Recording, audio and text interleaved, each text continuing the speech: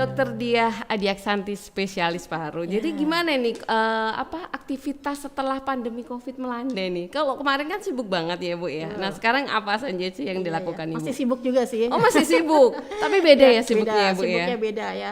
Alhamdulillah gitu ya, sekarang sudah dikatakan endemi gitu ya, endemis. Jadi tidak seperti dulu yang masih pandemi ya.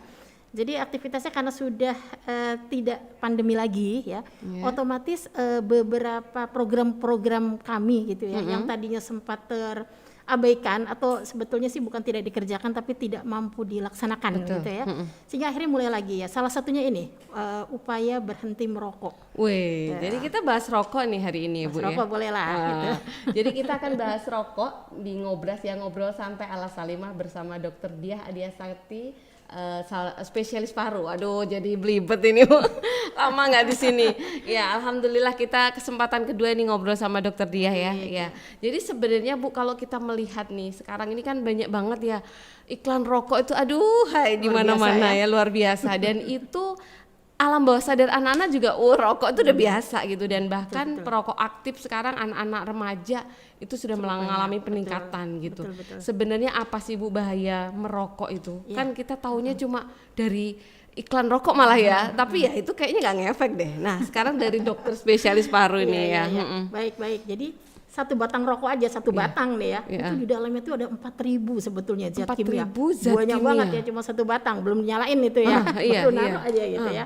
Nah dari 4.000 itu ada 400 sebetulnya berbahaya, itu yang 43-nya lagi itu yang akan merusak gitu. Jadi sebetulnya kalau dilihat di iklan-iklan rokok juga sebenarnya sudah disampaikan ya, gambar ya. Jadi upaya pemerintah tuh untuk upaya untuk berhenti merokok juga sudah banyak sebetulnya.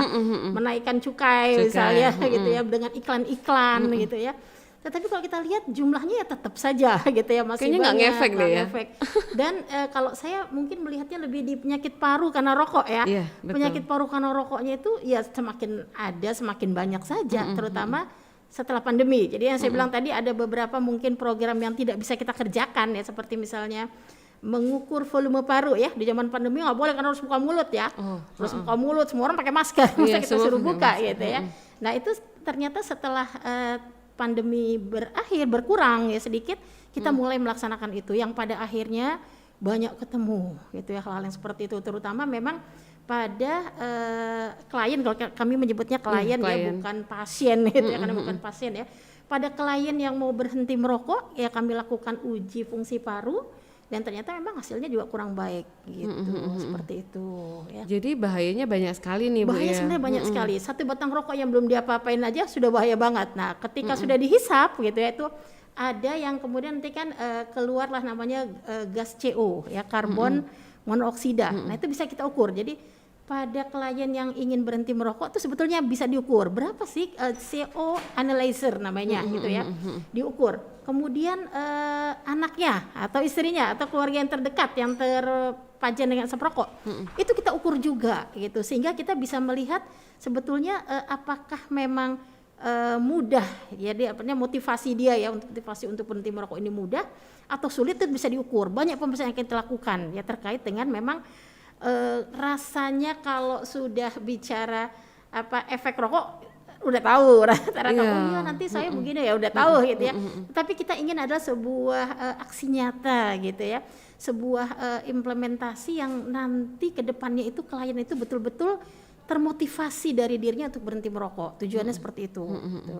Ya kalau kita lihat, kalau ngerokok ini kan otomatis memang asapnya ke yang lain ya, berarti perokok pasif. Artinya banyak juga perokok ini adalah bapak-bapak atau suami yang akhirnya akhirnya ya ibu-ibu juga banyak ya Bu ya, ibu anak-anak sekarang nah akhirnya kan ke keluarga juga, sehingga apa sih yang menjadi efek juga untuk keluarga? Baik. Jadi kalau kita mungkin dulu ya, teorinya dulu ya, bahwa kalau merokok itu yang sakit adalah yang merokok gitu aja ya. Karena di gambar iklannya kan cuma begitu ya, tidak bicara yang lain ya. Merokok membunuhmu, bukan membunuh orang. Iya betul ya. Tapi ada yang namanya second hand smoke, ada lagi third hand smoke gitu ya. Jadi second hand smoke itu adalah orang yang berdiri nih, misalnya merokok ya, seseorang merokok di depannya, dia betul-betul menghirup. Nah itu namanya second hand, dan itu tentu kalau dilihat kadar saya punya ini bukan penelitian ya, tapi sebuah survei gitu ya, survei yang dilakukan by data ya, kurang lebih sama ternyata untuk second hand smoke ya. Jadi para bapak yang merokoknya di dalam rumah, di dalam ruangan gitu ya, di depannya mungkin ada istrinya, ada anaknya, ada keluarga yang lain ya. Ketika kita periksa untuk kadar CO-nya ya, ternyata kurang lebih sama. Jadi pada perokok aktif bahasanya ya gitu ya, dengan perokok pasif itu sama, ternyata hampir sama gitu ya. Ini menunjukkan bahwa pada second hand smoke ya, orang yang memang betul-betul dia terpapar langsung, baik itu dia di rumah atau dia di tempat kerja mungkin ya, oh saya nggak merokok dok gitu ya, tapi lingkungan saya perokok semua gitu, berarti dia termasuk yang second hand gitu kan ya, perokok pasif tadi gitu ya. Itu ternyata hampir sama untuk kadar CO-nya, karbon monoksida di dalam darahnya. Nah kemudian bagaimana yang dengan third hand smoke? Jadi bapaknya merokoknya mungkin di mana ya, di Samarinda mungkin gitu, merokoknya jauh gitu ya, datang gitu ya, kemudian udah nggak merokok toh ya, tapi ternyata dia bisa pulang rumah, dia gendong anaknya, dia gendong, dia dekat ya. Nah itu rokok itu menempel pada baju, pada kulit ya, sekalipun mungkin bapaknya di luar nggak pakai baju merokok gitu ya, di kulit itu juga tetap menempel. Dan itu juga banyak kasus yang pada third hand smoke itu yang ketiga, jadi tidak berhubungan, tidak kena asapnya gitu ya, itu juga mengalami istilahnya nih penyakit-penyakit juga seperti itu, diakibatkan karena yang merokok adalah sebetulnya orang yang mungkin jauh gitu. Padahal dengan kondisi tidak merokok ya, cuma nempel ya. Gitu. Bisa nempel di pipi, terus anaknya dicium. Jadi ada penelitian ya, kalau misalnya dia di kain ya, kain wool, kain katun, ya dibandingkan nih ya antara yang udah dicuci misalnya nggak merokok dengan merokok, itu beda ternyata. Warnanya itu beda. Jadi yang dia tidurin ininya ya tilam, kasur gitu ya, atau mungkin spray gitu ya, itu ternyata beda, warnanya sudah beda ternyata. Ya pakai itu. Jadi saya bilang wah bahaya banget itu ya, dua hal yang sebetulnya dengan kasat mata aja warna sudah berbeda gitu, agak kuning itu ya. Oh gitu ya, seperti itu. Nah kalau paparan tadi keluarga, kalau sekarang ke anak, contohnya ibu-ibu hamil ngerokok, biasanya apa saja yang terjadi? Betul, kalau itu sebetulnya sudah sering disampaikan gitu ya.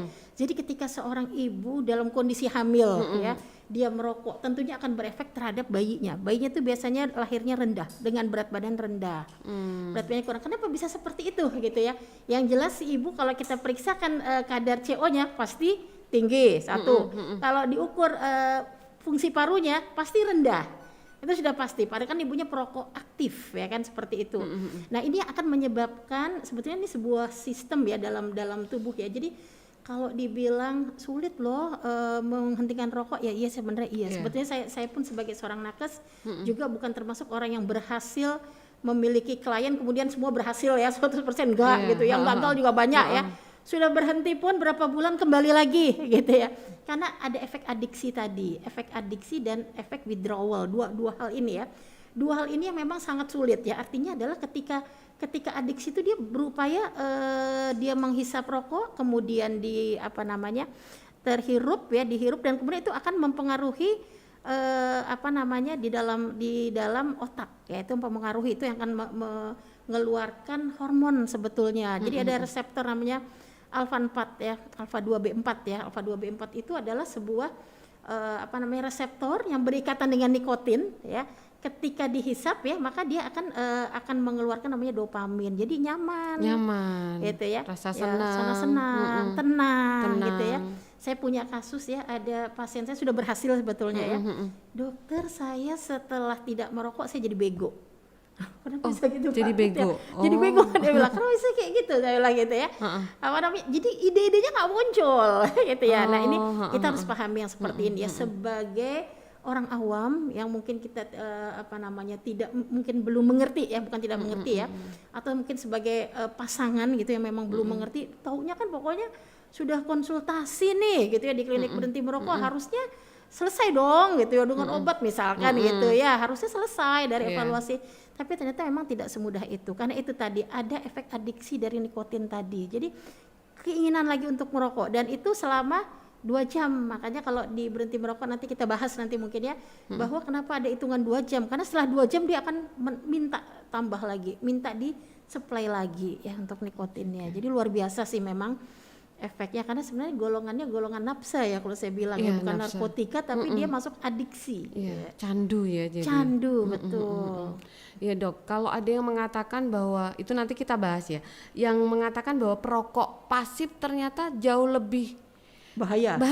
itu bagaimana, itu kasus-kasus yang seperti apa kok bisa dikatakan lebih bahaya Jadi perokok gini, pasif? jadi kenapa lebih berbahaya? Sebetulnya sih kalau dilihat yang berbahaya justru yang aktif lah. Jelas dong dia yang hisap gitu ya. Dia menghisap, tentu yang dia hisap lebih banyak gitu ya. Jadi sebetulnya kenapa di banyak-banyak itu yang menyampaikan bahwa itu lebih bahaya. Satu, ketika itu pada anak sering muncul itu namanya bronkiolitis ya. Anak itu di bawah usia 5 tahun ya, balita ya. Masih balita. Itu saluran nafasnya tuh kecil ya. Kita bayangkan beda dengan kecil, yang beda dewasa ya. Sehingga ketika dia nggak ada penyakit apa-apa saja gitu ya, mengeluarkan dahak tuh sulit anak, apalagi kalau dia ada batuk gitu ya. Nah sehingga memang pada anak pun juga kita sulit untuk mendiagnosis asma segala macam, biasanya hanya bronkiolitis namanya, jadi peradangan di saluran bronkus ya, atau bronkus kecil-kecil ya seperti itu. Nah ini memang pada anak sulit gitu, sehingga akhirnya ketika dia sendiri kondisinya mungkin sedang batuk ya, kemudian dia terpajan dengan asap rokok ya, nah itu akan menjadi berat ya, sebetulnya bukan kemudian bahwa lebih bahaya gitu ya yang perokok pasif, enggak, sebetulnya sama bahayanya. Yang tadi saya sampaikan di awal bahwa saya pernah mengukur gitu ya, ada beberapa sampel yang saya ambil antara perokok pasif ya dengan perokok aktif, kurang lebih sama kadar CO-nya ya, sama. Jadi sebetulnya sama aja bahayanya kalau boleh dibilang gitu. Dan mereka mungkin lebih rentan ya, misalkan perokok pasif tadi adalah orang yang memiliki asma, yang memiliki penyakit paru ya, TB paru misalnya, atau yang lain-lainnya, nah tentunya ini akan menjadi lebih rentan ya, seperti itu. Iya. Jadi dengan seperti ini kita tahu ya bahwa sebenarnya walaupun kita sudah menjaga diri nih Bu ya, nggak mau ngerokok, keluarga kita nggak ngerokok, tapi kadang di tempat umum kita terkena pajan asap rokok. Sehingga juga akhirnya akhirnya ya sama bahayanya ya. Oke.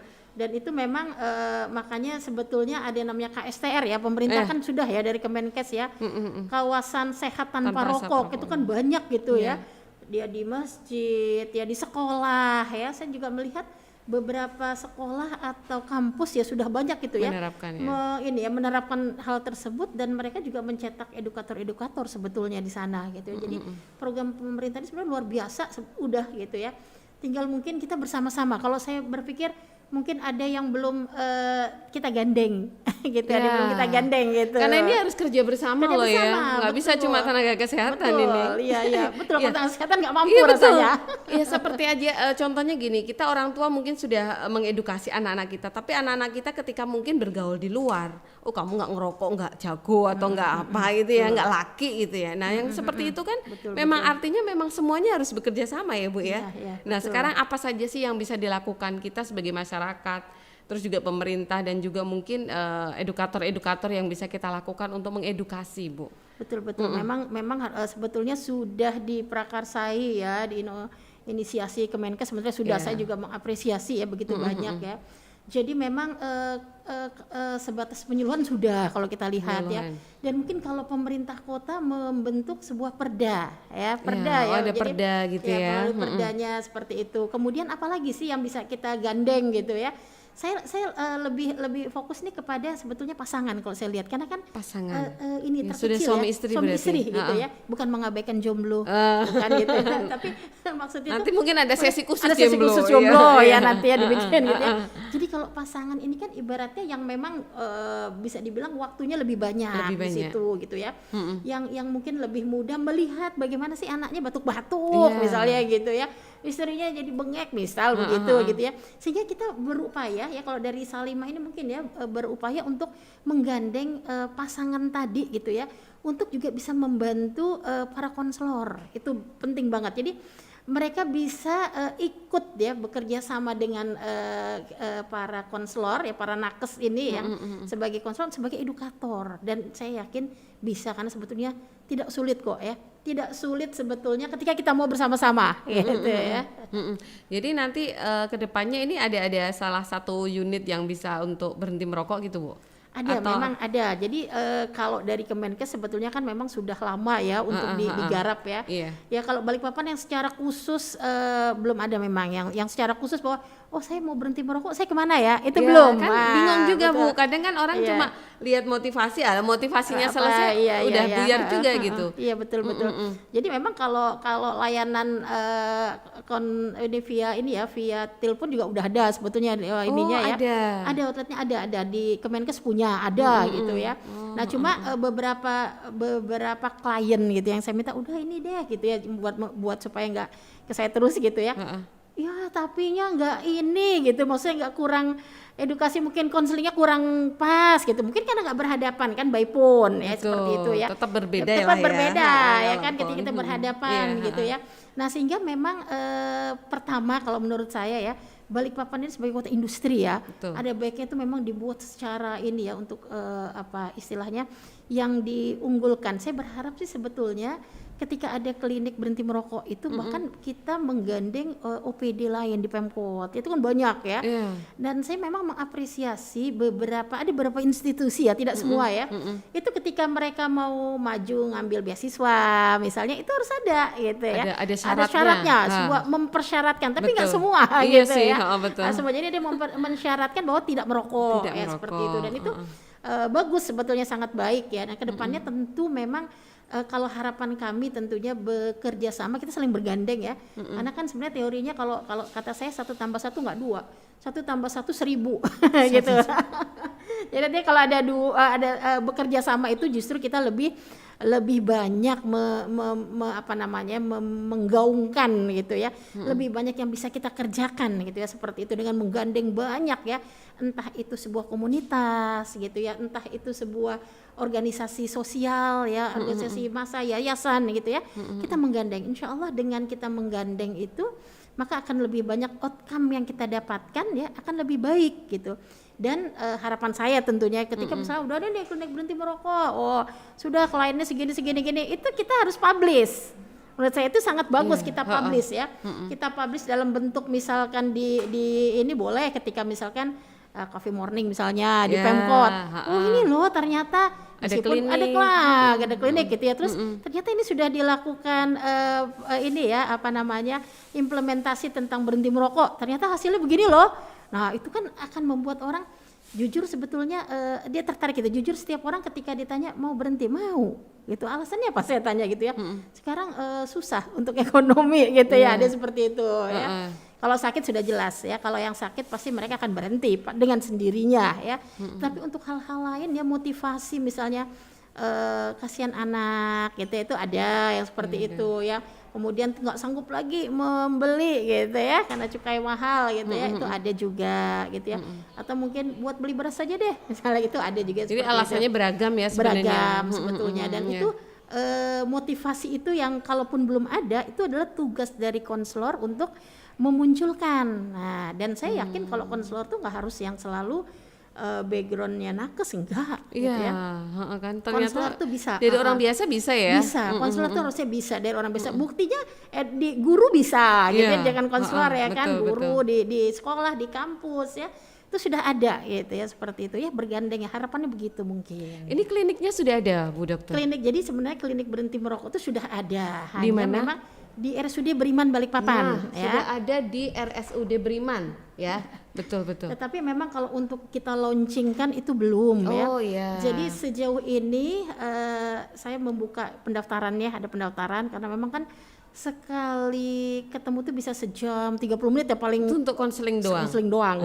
Lama lah. Kalau saya punya 10 sehari, saya nggak praktek nanti gitu ya. Jadi memang ada beberapa yang, jadi saya buatkan buku ya, seperti kalau orang Hamil kan punya buku pink ya. Iya, buku Nah itu pink. aja, saya juga punya buku, tapi belum saya kasih warna, apa buku ungu gitu ya mungkin. Gitu. Kalau lansia oranye, Bu. Oh, Berarti orange, oh iya. mungkin ungu bisa itu.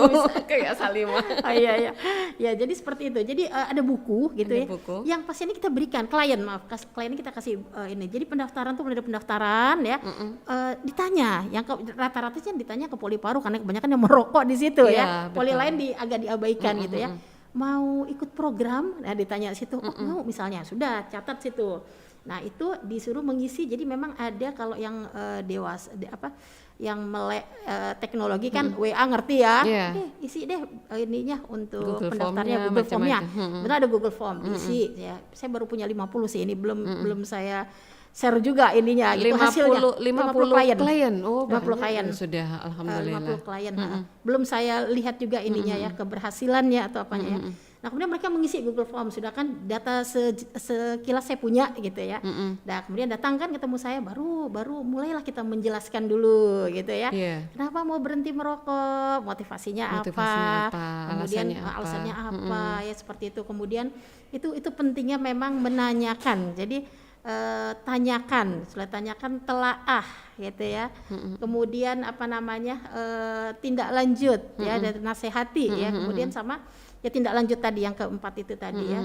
Nah seperti itu. Jadi memang hal-hal yang seperti ini sebetulnya di awal aja, kita di awal biasanya nih ya, semua hampir 50 klien saya itu mereka mau berhenti ya, cuma memang ada yang sekarang deh mau seketika. Jadi ada tiga ya caranya gitu ya. Yang pertama mau berhenti sekarang, kita tanya seketika. Nah pada perokok berat, ini pengalaman saya ya, pada perokok berat biasanya mereka ngomong, kan susah dok gitu ya, jangan begitu deh gitu ya. Ya sudah, kalau tidak maunya bisa, bertahap dulu ya. Kalau seketika berarti dimundurkan jamnya. Saya selalu bertanya, biasanya bapak itu merokok saat apa? Habis sarapan. Nah rata-rata begitu gitu ya. Habis sarapan jam berapa gitu saya tanya kan. Biasanya mereka pagi karena rata-rata pekerja ya. Kalau gitu habis sarapan besok jangan merokok. Saya bilang mundurkan. Jadi tidak disuruh stop, mundurkan 2 jam. Kalau misalkan itu hari Senin, berarti hari Selasa jam 8 merokoknya bolehnya. Nanti besoknya lagi hari Rabu jam 10, terus kita mundurkan. Dibuat jadwal. Ya. Terserah dia mau berapa batang, yang jelas sudah mundur ya. Itu sebenarnya sudah bagus gitu ya. 2 jam itu yang saya bilang tadi gitu ya, masa adiksi itu ya. Jadi kita berupaya untuk memutus dulu adiksinya ya, perlahan-lahan ya. Lama-lama berhasil, ada yang begitu. Nah yang ketiga adalah cara mengurangi jumlah. Dia nggak bisa, pokoknya kalau habis sarapan saya harus merokok gitu ya. 2 batang, berarti harus dikurangi terus seperti itu. Kalau per hari 20, rata-rata kebetulan pasien saya 20 batang sehari ya, dari sehari 50 batang. Ya 50 klien itu kurang lebih ya 12 sampai 20 ya. Banyak juga ya. Banyak juga dibakar gitu ya. Banyak juga dibakar gitu ya. Duet semua itu. Terus habis itu ya sudah dikurangi, kalau 12 misalnya sehari kurangilah 10 ya. Ya alhamdulillah sih ada yang berhasil, ada juga yang saya bilang tadi berhasil untuk beberapa bulan kemudian kembali. Itu. Kalau udah kembali mulai dari awal lagi. Kalau sudah kembali lagi dari awal lagi harusnya. Berarti ada kesulitan. Setiap klien itu penanganannya beda ya, berbeda, betul. Makanya ada namanya kuesioner, ada scoringnya ya.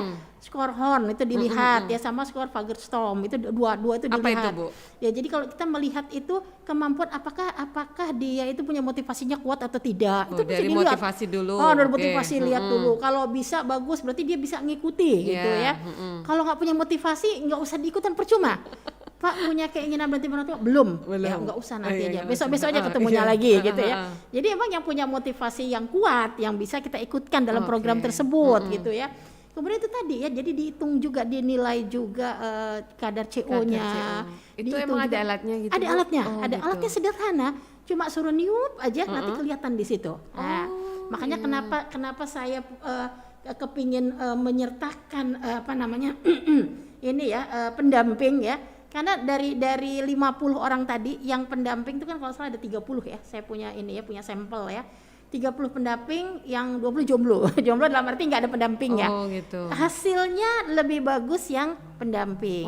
Berarti yang ada pasangan. Ada pasangan. Itu berarti motivasinya dari pasangan ya. Betul, memang harus kan gitu ya. Ya dengan catatan pasangannya bagus gitu ya. Iya, Maksudnya betul, bekerja betul. sama Iya, cukup bekerja bagus sama, ya. heeh. Ya jadi kan beda ya orang yang datang sendiri ke dokter dengan orang yang diantar pasangan. Itu dari situ kita udah bisa lihat loh. Iya. Berarti ini punya perhatian Betul. ya, pasangan punya perhatian. Nah, itu mungkin salah satu. Saya berpikir sebetulnya semua penyakit ya, bukan cuma berhenti merokok ya, Iya. semua penyakit itu ketika dia didampingi pasangan tuh biasanya lebih bagus. Support. Supportnya betul. Nah jadi ternyata 30 orang tadi lebih bagus dia outcome-nya dibandingkan mungkin yang sendirian Jomblo tadi ya jomblo tadi gitu. Oh gitu. Jadi kalau untuk mekanismenya juga mungkin di luar sana pengen mendaftar untuk di unit berhenti merokok itu teknisnya seperti apa Bu? Apa langsung ke Poliparu Boleh, atau sebenarnya saya bagaimana? lupa ya, sebetulnya ada ininya, ada Google Form ya. Oh gitu. Google Formnya nanti baru ketemu gitu. Nanti bisa di-share di kolom komentar berarti. boleh Nanti boleh kita- iya iya. Iya, berarti ada Google Formnya untuk Ada Google mendaftar ya Formnya, Bu iya. ya. Jadi kalau selama ini sih mintanya ke pendaftaran dulu karena saya kan jujur aja kalau kerja sendiri capek ya. Jadi kita harus Iya, sama-sama kerja betul. bareng. Jadi Ha-ha. mereka ke pendaftaran, di pendaftaran ini kemudian menanyakan ya, dia biasanya ditanyakan mau berhenti merokok atau tidak, kayak Iya. Poliparu mau berhenti misalnya ada program loh gitu ya. Nah, udah isi deh Google Formnya diisi. Nah, itu isi awalnya sih memang hanya data saja, data-data yang kemudian nanti juga bisa kita gabungkan. Jadi memang untuk data ini kalau saya lihat memang agak rada berat ya, karena saya harus mengklasifikasi dulu ya data primer, data sekunder gitu ya, yang memang diolahnya juga cukup berat juga sih sebetulnya, tapi nggak apa-apa gitu. Tapi itu kita punya hasil yang jelas. Setelah itu kita ada hasil. Ya kan? Ini program Kemenkes. Ini program enggak kalau yang mana? Bukan. Jadi memang inisiasi dari Iya. Bu Kalau Dokter program Dia. Kemenkes kan klinik berhenti merokok Iya, saja, kliniknya, gitu, ha-ha. sebatas di situ Ha-ha. gitu ya. Kalau saya punya program pensil tadi, pensil putih Nah, rokok. apa itu pensil? Nah, pensil itu pendamping setia layanan. Pendamping setia layanan program upaya berhenti merokok. Ya, pensil putih rokok RSUD Beriman Balikpapan ya. Jadi seperti lanjutannya ini ya. Lanjutannya Iya. gitu, lanjutan dari cerita kita Iya. gitu ya. Sebenarnya nggak bukan ini Kemenkes bukan. Kalau kliniknya memang iya, Iya. tetapi saya berupaya membuat sebuah inovasi. Gimana ya kalau seandainya 2 orang yang dikonseling gitu ya. Jadi sama pendamping Sama tadi. pendampingnya. Ha-ha. Kemudian pendampingnya juga kita ukur ya fungsi parunya. Pendampingnya kita ukur juga kadar CO-nya. Iya, supaya karena kan nggak, perokok pasif ya. Gitu ya. Ha-ha. Ternyata istriku gitu Terkena ya. juga. Terkena CO-nya tinggi juga ya Jadi gitu. dia lebih care ya kalau Lebih kayak gitu care. ya. Bu, Nah, ya. itu harapannya Ha-ha. sih gitu Betul, gitu. betul. Ternyata hasilnya memang lebih bagus ya. Dengan pensil putih rokok ini hasilnya lebih bagus ya. Outcome-nya yang lebih bagus gitu ya. Hasil dari dia kemudian berhenti merokok itu sesuai dengan jadwal. Gitu. Ya. Jadi emang Ya ini buku oren tadi gitu oh, ya. gitu ya. Dan ini memang suami dan istri ya. Suami dan istri, betul. Anak tidak? Kalau mungkin salah satu sudah meninggal misalnya boleh ya, di situ sih disebutnya yang pengawas ya, lebih kepada pengawas ya, pendamping setia bisa juga pengawas. Itu programnya apa aja Bu?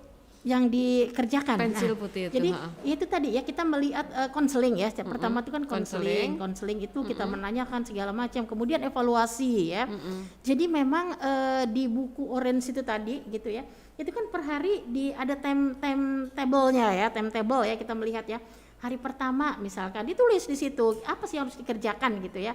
Misalkan merokoknya berapa biji sih ya ditulis. Merokoknya di mana? Itu ditulis ya. Oh, Ada yang sampai merokok di mana juga. Betul, karena gini, ada orang yang ketika dia di taman, dia senang ngerokoknya di taman misalnya, atau mohon maaf di toilet misalnya Iya, gitu ya. Nah itu hindari yang kayak gitu katanya, seperti itu. Kalau dari teorinya dihindari yang seperti itu. Jadi kalau dia merokok ditulis gitu ya, merokoknya di mana gitu. Nah karena memang kalau dari KSTR ya, dari kawasan sehat tanpa asap rokok ya, itu kan boleh merokok ketika sudah melihat langit, begitu. Artinya kalau di atap begini kamu jangan merokok, tapi begitu kamu lihat udah kelihatan langit nih, keluar nih, merokok situ, gitu. Iya, Jadi sampai seperti itu ya, sampai di mana dia merokok merokok juga dicatat, betul. Jadi ini bagian lanjutan tadi ya Bu ya. Kalau Bagian lanjutan. setiap yang mau ke klinik UBM bisa lanjut ke Bisa programnya lanjut ke Ibu program, ya? betul. Yang pertama di data dulu itu yang Di data. penting. Oke, betul. oke. Nah, ini bisa jadi salah satu wacana, bukan wacana. Jadi sekarang yang mau berhenti merokok silakan ke RSUD Beriman ya, Bu ya. Boleh, Nah, ya. nanti bisa ketemu dengan dokter Diah. Masya Allah, ini luar biasa. Saya malah baru dengar nih, Bu, Baru dengar, ternyata oh. ada unit berhenti merokok Iya, gitu. Karena iya, kan iya. selama ini kita saya sebagai seorang ibu gitu ya, ketika saya sendiri juga punya sinus gitu. Kalau udah dengar Udah asap-asap, asap-asap aduh sudah udah ya. pusing banget sudah. Betul. Apalagi kadang diangkut, kadang orang berkendara seenaknya, Betul. berbar aja. Aduh, Masya Allah, iya, ini jadi salah satu inisiasi yang luar biasa. Bu, kalau kita bicara tentang rokok, sekarang juga modelnya ada rokok elektrik. Betul. Nah, Vape ini gitu apa ya. apa sama sih, Bu? Kadang kan ada kata itu lebih ringan loh, nggak seperti rokok yang Iya, biasa karena gitu. ada bau-baunya enak gitu Iya, ya, bau buah-buahan gitu. gitu ya, seperti itu Iya, ya. betul. Ya sama saja Oh, sama sebetulnya. aja tuh. Ya sama aja, jadi mau vape segala macam gitu ya, yang mungkin agak mahal sedikit ya, karena Iya. membeli ininya ya, Iya, alatnya betul. ya. Kemudian nanti rasa, kalau lihat itu kan hanya bukan rasa sih, apa sih namanya, harum ya, apa namanya ya. Itu yang berbeda itu sebenarnya karena ditambahkan cita rasa saja, sebetulnya isinya sama, bahayanya sama, ya. Sama. Nikotinnya Mungkin, juga sama ya, sama. Nanti lain waktu kita bahas nih tentang rokok elektrik khusus, nih. khusus itu ya Khusus, sesi ya, baik. bagus itu, kayaknya Nanti menarik kita itu. akan bahas sesi tersendiri itu ya. Artinya memang sama ya, Sama, dengan rokok yang prinsipnya biasa. sama, iya. Cuma cita rasanya Iya, aja yang berbeda. betul. Nah, oke. Karena kan di pemahaman orang awam, "Dok, saya sudah berhenti merokok, tapi sekarang saya pakai rokok elektrik." Iya. Ya sama aja sebetulnya. Ya tidak mengurangi ya, tidak kemudian adiksinya tetap saja, tetap dia akan dapatkan itu gitu. Jadi tidak ada konseling yang memberikan solusi Alternatif. alternatif. Nggak ada. Oh, nggak ada. Nggak ada. Itu karena sama bahayanya berarti ya. Iya, sama saya pikir bahaya. alternatifnya Tidak ini itu, enggak nurun, ya. enggak, tidak ada. Enggak ya. Selama saya menjadi konselor nggak pernah manas itu, karena emang tidak ada di teorinya ya. Tidak ada konseling Iya. yang itu. Nah, kalau obat mungkin ada memang, tetapi memang itu tadi saya bilang, lihat skor-skornya dulu ya. Kita kalau ini termasuk yang sulit ya, berarti dia butuh gitu. Mungkin jadi ada namanya indeks Brickman ya. Indeks Brickman itu mengukur berapa tahun dia merokok, misalkan dia merokok dari usia 15 tahun gitu ya. Sekarang umurnya 35 tahun, berarti sudah 20 tahun ya. Nah, selama setiap hari berapa? Misalnya 12 batang 12 ya. dikali 12 dikali 20 itu sudah 240, itu maksudnya berarti yang sedang dia gitu ya. Kalau 20 berarti masuk yang berat itu. Nah, itu kategori itu yang perlu kita dapatkan, data itu penting kita dapatkan ya. Jadi untuk melihat juga evaluasi, memang kalau di konseling ini jujur ya, saya pun mengkonseling orang gitu ya.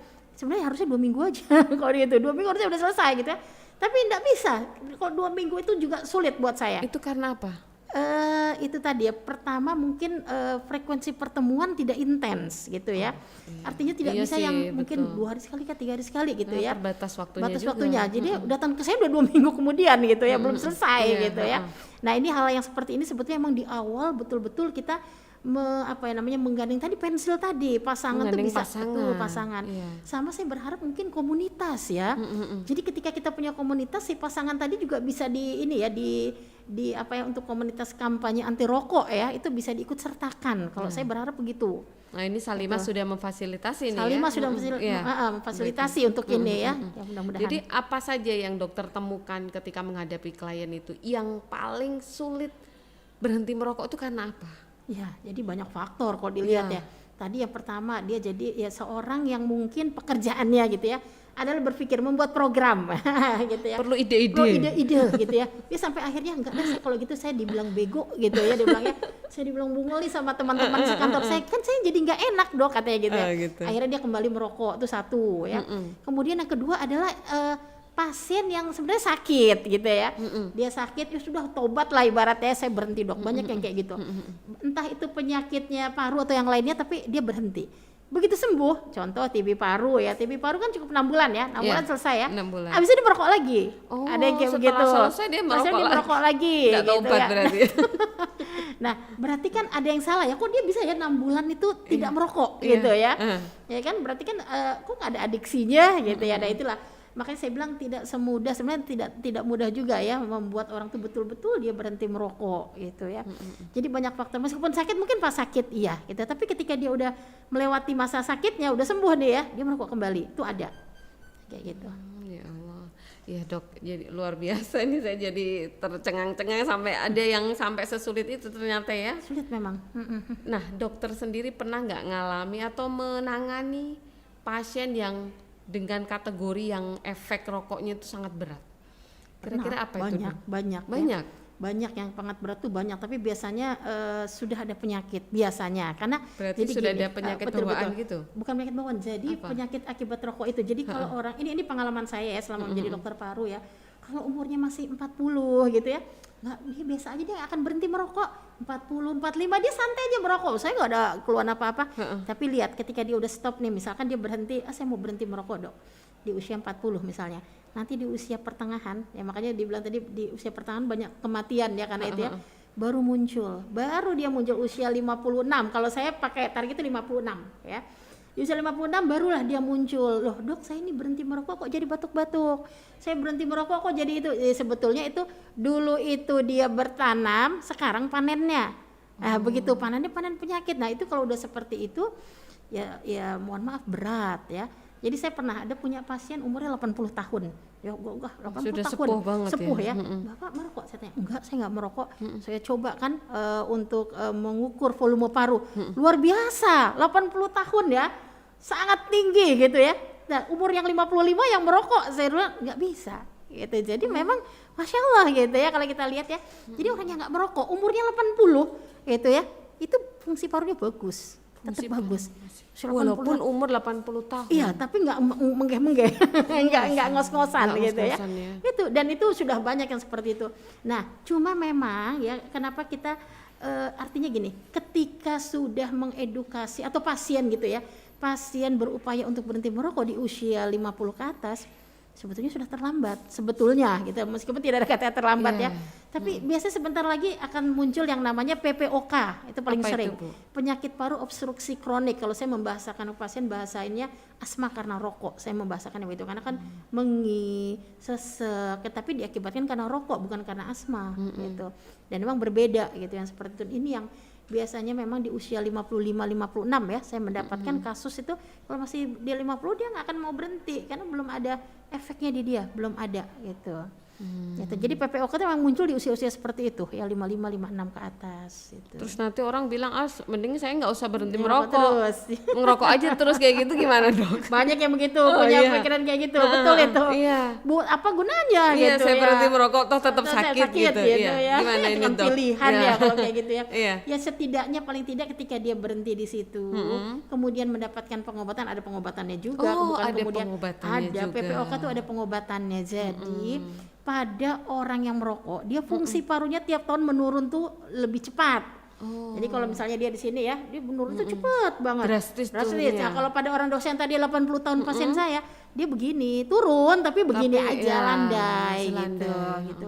Nah, jadi memang nggak ada kata terlambat sebetulnya. Ketika usia segitu kemudian dia mau berhenti merokok, ya silakan, nanti penyakitnya itu akan diintervensi ya. Jadi akan diberikan pengobatan ya untuk PPOK-nya tadi itu. Nah, tuh berarti kalau mau berhenti merokok ya nggak apa-apa, tidak ada kata terlambat ya, tidak ada kata terlambat ya dok ya. Tidak ada kata terlambat. Karena ada juga pengobatannya ya dok ya. Jadi Betul. jangan sampai berpikiran mau berhenti atau enggak, toh sama-sama sakit, oh jangan. Betul. Itu pilihan ya. Artinya memang ada pengobatan, intervensinya pengobatan ya dok. Baik dok, sekarang kalau kita bicara tadi udah berhenti merokok, supaya lebih termotivasi untuk orang berhenti merokok, manfaatnya apa saja sih yang didapatkan ketika berhenti merokok gitu ya. Jadi memang banyak manfaatnya. Ini juga ini ya apa namanya, testimoni ya dari para pasien ya. Yang pertama, karena mereka berhenti merokok, jadi nafsu makannya bertambah. Wih, makannya Ya, banyak. Biasanya kalau kita timbang, jadi berat badannya juga termasuk yang dievaluasi nih ya. Tiap datang ya seminggu timbang tinggi, lumayan besar jadinya ya. Karena memang merokok itu membuat kenyang gitu ya, membuat kenyang, atau bahkan beberapa itu lambungnya biasanya yang akan jadi bermasalah ya kalau dengan merokok tadi gitu ya, sehingga mereka biasanya berat badannya naik. Itu yang pertama. Kemudian yang kedua adalah merasa lega kalau pasien yang memang sudah betul-betul tidak merokok ya, dia merasakan bahwa dia nafasnya semakin lega gitu. Jadi akan merugikan pasangannya, anak-anaknya ya, hidupnya lebih bahagia. Kalau saya lihat seperti itu gitu. Jadi apa bahwa dirinya tidak menzolimi Tidak nih ya. menzolimi, Ya. betul. Iya, iya. Dan selain itu ngirit juga dok. Ngirit ya.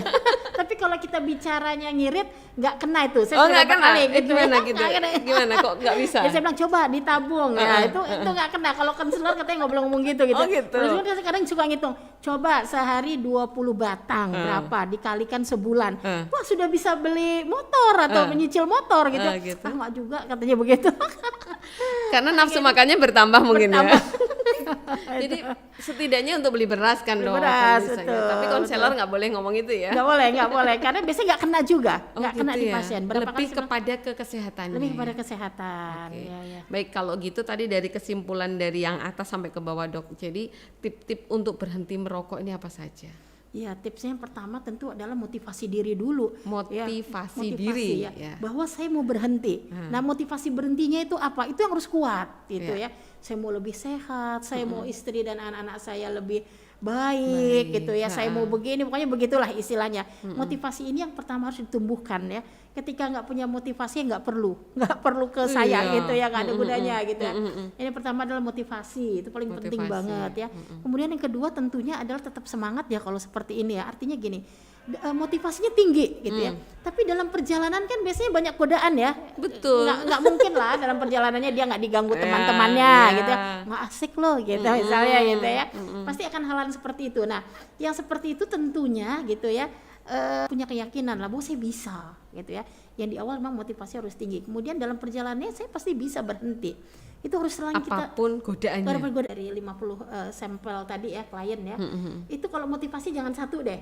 Motivasinya susah gitu ya. Harus banyak. Banyak lah motivasinya ini. Nah, kalau kita sulit di yang nomor satu berikutnya gitu. Iya. Diinget lagi. Nah, makanya, ada alternatif ada motivasi. Makanya buku oren tuh penuh sebetulnya ya, buku oren gitu ya. Motivasinya apa ini? Oh, ini itu bagus sebetulnya. Seperti buku pinknya ibu-ibu itu kan lengkap gitu ya. Lengkap, riwayat-riwayatnya ya macam-macam. Betul. Jadi yang seperti itu. Jadi bersama-sama lah. Saya yakin sih kalau bersama-sama tuh kita juga bisa gitu ya. Jadi seperti itu. Jadi yang pertama motivasi. Terus yang kedua itu tadi apa namanya? Tetap semangat tetap gitu semangat, ya. apapun godaannya. Apapun godaannya. Yang ketiga kalau boleh dibilang ya itu adalah sebetulnya sabar ya. Kalau saya cuma susah ya bicara, harus sabar karena itu kan ibaratnya meninggalkan sesuatu yang udah puluhan tahun melekat pada dirinya gitu ya. Betul. Jarang ada orang yang setahun 2 tahun. Biasanya yang mau berhenti itu yang sudah puluhan tahun. Ya biasanya udah puluhan tahun ya. Kalau yang setahun 2 tahun nggak perlu ke kita, berhenti sendiri biasanya gitu ya. Tapi justru karena kesulitan dia untuk berhenti sendiri, makanya datanglah gitu ya. Mereka datang akhirnya gitu ya ke ahlinya gitu ya, seperti itu. Jadi memang kesabaran tuh mesti kita ini juga ya, sedikit-sedikit lah kita memberikan mungkin ya apa namanya itu ya nasihat mungkin gitu ya, nasihat ya. Ya dok, kalau untuk ke unit berhenti merokok itu bayar nggak dok? Saya tadi lupa nanya. BPJS sih. BPJS, oh ditanggung BPJS ya. Sebenarnya BPJS nggak bicara begitu sih ya, tapi mungkin harusnya. Ini adalah upaya ini kan punya programnya Kemenkes gitu ya. Bagaimana BPJS juga bisa memfasilitasi sebetulnya. Harapan saya begitu. Tapi nanti bisa lanjutan ke pensil putih tadi ya, yang jauh insya Allah lebih efektif ya ternyata ngajak pasangannya ya. Jadi emang harus semuanya sama-sama nih ya dok ya, nggak bisa diselesaikan satu orang gitu kan. Betul. Ya rasanya menarik banget ini, tapi nanti kita akan ada lanjutan ya dok ya. Tadi ya yang rokok elektrik ya, menarik elektrik dan sebagainya nanti dibuat kurikulumnya. Karena memang rokok ini rentetannya panjang sekali dok. Dan kita memang edukasinya tidak hanya jangka pendek tapi jangka panjang. Karena semuanya merasakan sih dok. Saya sendiri termasuk orang yang kalau cium asap rokok saya langsung pusing. Itu tadi ya kita ngobrol santai ala Salimah. Hari ini kita bahas rokok. Insya Allah nanti akan ke depan kita juga akan melakukan lanjutan bahasan kita tentang rokok elektrik ya. Itu saja dari saya. Billahi taufiq wal hidayah. Assalamualaikum warahmatullahi wabarakatuh. Waalaikumsalam.